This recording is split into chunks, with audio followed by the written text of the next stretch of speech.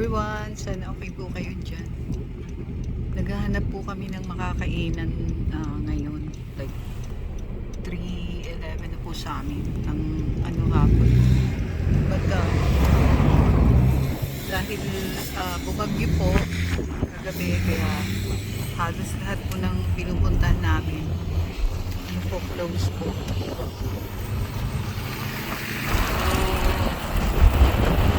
Karamihan po sa businesses panay close po siya. Kaya ang lakas po ng hangin, kaya nakakadagdag po na maging sobrang lamig po sa labas.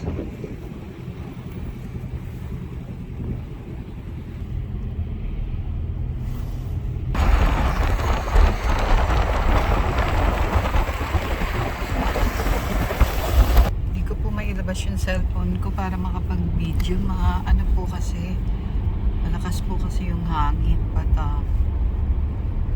yung mga nakikita nyo po na truck, like mamaya pag may nakita po ako ko po, yung po yung nagpapala po sa mga yellow po sa daan para makadrive po kami sa pupuntahan po namin. Yan po yung mga for sale cars. Wala pong customers kasi po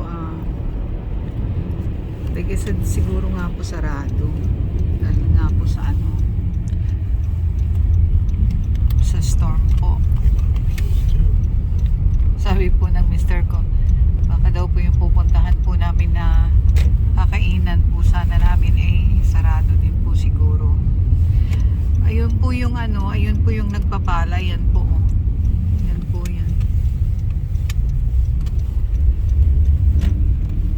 Ayun po yung nagre-remove po ng mga ng mga ice po dito sa Ito naman po sa place na to. Mga po to, apartments, parentahan po siya.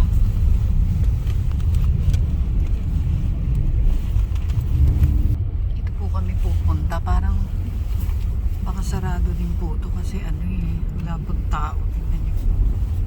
Is it closed? I don't think so. It's open. Okay. So try po natin pumunta po dito sa Ita-try po namin po po ito kung bukas. Dahil kanina po ito si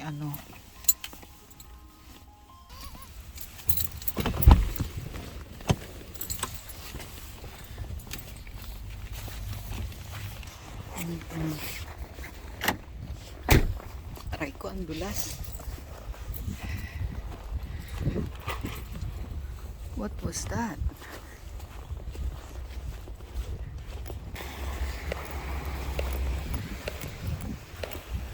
Go ahead, go first. Siya po pinapauna ko kasi may dala po akong kape. So nakarating po kami, nandito na po kami. Open po yung place. Open po siya, but wala naman pong tao. Kami lang po. Yan lang po yung tao. Kami lang po yung tao.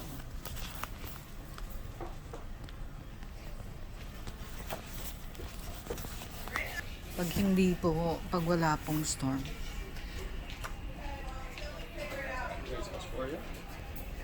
Pag pag po wala pong storm dito, may po doon. Ayun po yung nagsashovel po ng snow sa labas. But pag wala pong bagyo, ito pong place na to, sobrang punuan po to. Kumbaga mag-wait ka po, may po dito, may pila palagi. Hindi po to ganito na halos lahat wala pong kasi ilan lang po kami doon po, tapos kami ng asawa ko tsaka dito. Ayan lang. Anyway, salamat po, ingat po kayo, bye po.